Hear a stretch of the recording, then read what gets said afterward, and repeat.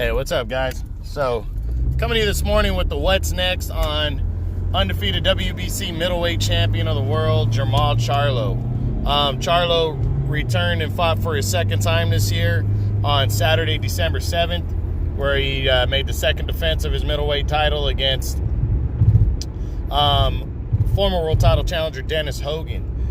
Coming into the fight, Charlo was a pretty sizable favorite. Hogan was moving up in weight from 154, but had really given Jaime Munguia trouble in his first title fight back in April. So he lost a narrow decision to Munguia. So there were some of us, myself included, that thought he might be able to give Charlo trouble, but he really didn't. Charlo went out and dominated his ass.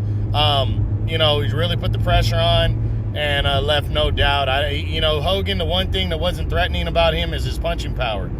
So I think Charlo was more aggressive and timed his punches, and man, he just blasted him out. A 7th round TKO win, pretty dominant, and he retains his world title. So,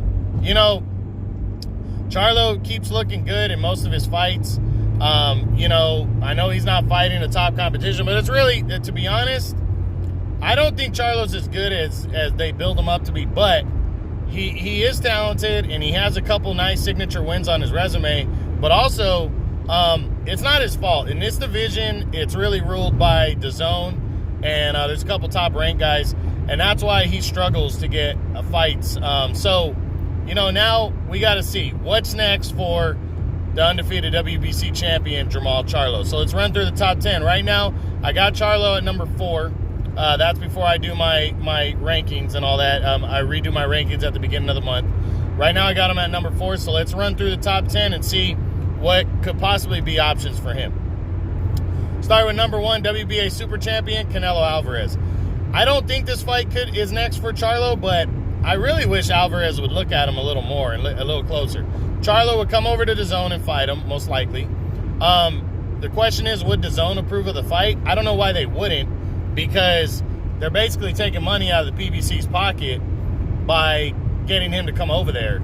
Instead of PBC being able to promote Charlo again in their next fight, why not have him come over? He's undefeated from the United States. He's got some kind of a following. He's in the top 5. Why wouldn't you do it? You'd unify titles. I mean, it would make sense. So I really wish Canelo would consider Charlo as an option. I don't think this fight is a possibility next for Charlo, though. It's sadly, though, but it's not. Number 2 is Triple G, Gennady Golovkin. Well, we know Triple G's coming back in February, making a mandatory defense. That shouldn't be too big of a deal of a fight. He should get through that one pretty easily. After that, I don't think Charlo would mind coming over and fighting Triple G, but Triple G is lining himself up to try to get the 3rd fight with Canelo. So that's Triple G's first priority. But if he can't land that fight, what else out there is there at 160 for Triple G? I mean, I just don't see a lot of options for Triple G, so why not invite Charlo over, unify belts? Charlo wants one of those big fights. I don't think he'd be opposed to it. So, I really hope that that Triple G and DAZN consider Jermall Charlo as an option next. And I think they will, actually. So we'll see. Number 3 is former two-time world title challenger Sergey Derevyanchenko. Derevyanchenko looked great against Triple G. He really did. And Charlo could sell himself by fighting Derevyanchenko next. And I think, I think Charlo might consider him if he can't get one of the top 2 guys, because this is an easy fight to make because Derevyanchenko fights for the PBC as well. So he's only boosting his status if he fights Derevyanchenko, takes that risk, and he were to beat him. And I think that's something that he would consider, because he needs a big-time opponent now. He needs to face somebody legit in the top 5, and Derevyanchenko is there. The only problem with possibly making this fight is you're hearing rumors that Derevyanchenko is recovering from his eye that was cut in the Triple G fight back in October, and he might not be back till the second half of 2020. I think Charlo wants to get back in there probably by May, in that area, maybe June. So can they line up a fight? We'll see. But I think Charlo would be back for a Canelo fight or a Triple G fight.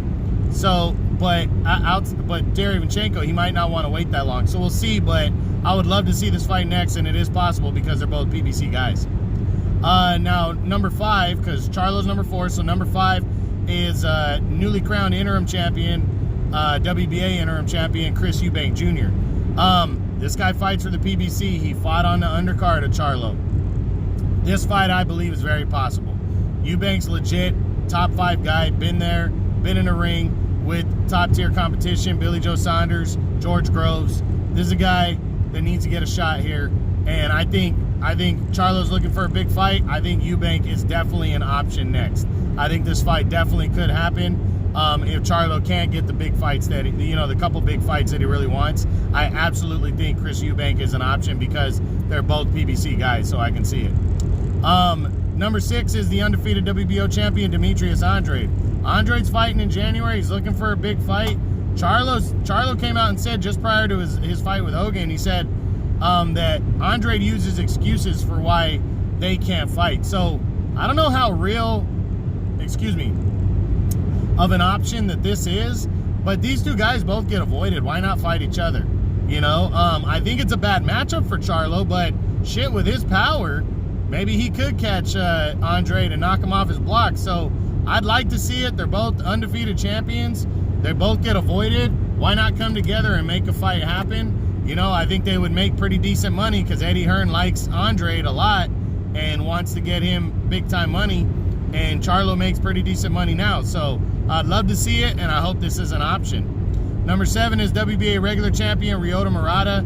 I don't see him as an option. He's fighting later this month. And then he's also, his next fight after that is going to be a mandatory 3rd fight with Rob Brandt. So I don't see these two guys locking horns. Number 8 is Rob Brandt of the United States.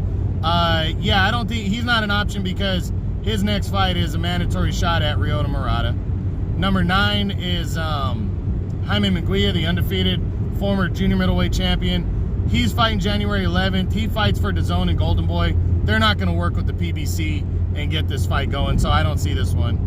And then we got the 2-way tie for 10th. We got Matt Korobov. Charlo's already been there. Unless he has to, I don't think he's going to take a rematch with Korobov. Maybe if he has no other option, he would, but I don't see it.